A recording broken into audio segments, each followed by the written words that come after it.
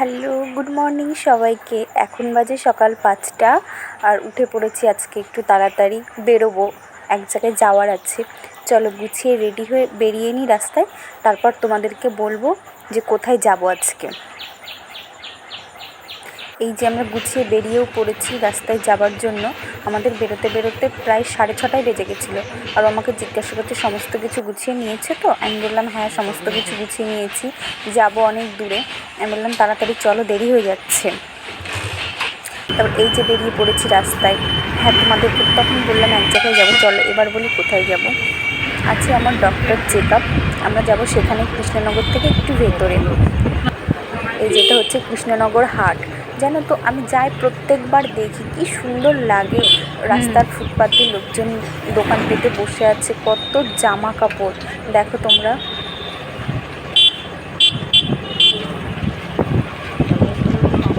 প্রায় চলেই এসেছি, আর একটুখানি সামনে গেলেই।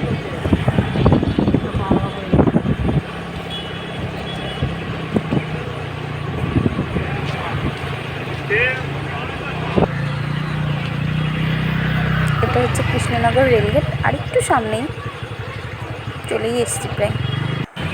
এই যে চলে এসেছি যেখানে আমার ডক্টর চেক আপ, সেখানে চলে এসেছি। লোকজন বাইরে বসে আছে, ডক্টর আসা অনেক দেরি আছে, আসবে তো উনি 8:30টায়। তারপর পেশেন্ট যে তাকে না দেখে ওখানে নাম লেখায় না, তাই আমি ওকে বললাম তুমি বাইরে দাঁড়াও, আমি নামটা লিখিয়ে আসি। ওখানে গিয়ে ভেতরে গিয়ে দেখি আমার পাশের বাড়ির দুজন। আমি আবার তাদের সাথে একটু গল্প করতে শুরু করেছি।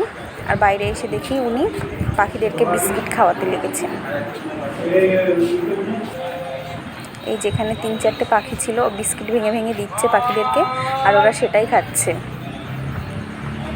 তারপর ডাক্তার দেখানো শেষ করে বেরিয়ে পড়লাম। তখন বাজে 10:30। রাস্তায় কী পরিমাণ যে রোদ্দুর তা বলার উপায় নেই। আর আসার সময় পড়েছে কৃষ্ণনগরের রেলগেট, ওখানে 10 মিনিট লেট। রোদ্দুরে দাঁড়িয়ে থাকতে থাকতে অবস্থা খারাপ দুজনেরই। এটা হচ্ছে কৃষ্ণনগর সিনেমা হল সঙ্গীতা। তারপরে বাড়ি চলে এসেছি। আসার পরে তো গরমে কিচ্ছু ভালো লাগছে না। ও বললো কিছু রান্না করতে হবে না, শুধু আলু সিদ্ধ আর ডিম ভাজাই করো, এটাই খাওয়া হোক। তো এটাই আজকে আমাদের দুপুরের লাঞ্চ। টাটা।